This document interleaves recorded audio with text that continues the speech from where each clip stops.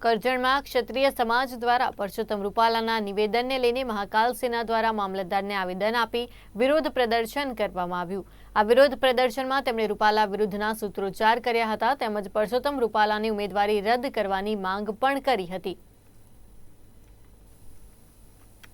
આજે ક્ષત્રિય સમાજ જ્યારે રૂપાલા સાહેબના એક સ્ટેટમેન્ટના આધારે બહેન દીકરીઓ પર જે લાંછન લગાડો એવું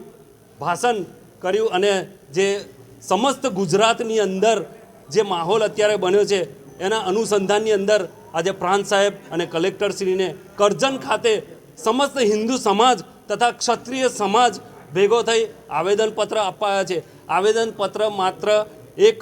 ચિઠ્ઠી કહેવાય, પરંતુ ક્ષત્રિય સમાજની જે લાગણી દુભાઈ છે એ લાગણી દુભાઈ અને આજે ક્ષત્રિય સમાજ લાગણી અને માગણી સાથે આજે અરજી કરવા આવ્યું છે અને કહેવામાં આવ્યું છે કે ભાઈ રૂપાલા સાહેબની ટિકિટ રદ થાય। જો રદ નહીં થાય તો ક્ષત્રિય સમાજના તો ઇતિહાસ છે,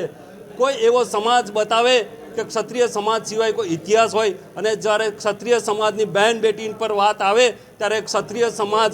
માફી નહીં પરંતુ એની ગાળ પર થપ્પડ મારે એવી તાકાત ધરાવતો આ સમાજ છે અને આ સમાજની બહેન દીકરીઓની લાગણી દુભાઈ છે અને લાગણી દુભાઈ ત્યારે ક્ષત્રિય સમાજ હથિયાર લેવા પણ પાછો પડે એવો નથી। પરંતુ આજે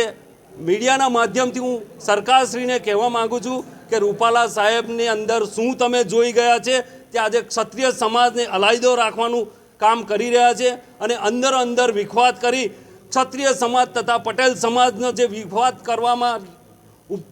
પાછી પાણી કરતા નથી, પરંતુ અમે ક્ષત્રિય સમાજ અન્ય સમાજ સર્વ સમાજને લઈને ક્ષત્રિય સમાજ આજે ચાલતો હોય ત્યારે સમાજના દ્રષ્ટિએ આજે લાગણીને માગણીનો માન સન્માન આપી આજે આવેદનપત્ર પાઠવ્યું છે અને ખુલ્લા શબ્દમાં કહેવામાં આવ્યું છે કે રૂપાલા સાહેબની જલ્દ સે જલ્દ ટિકિટ રદ થવી જોઈએ।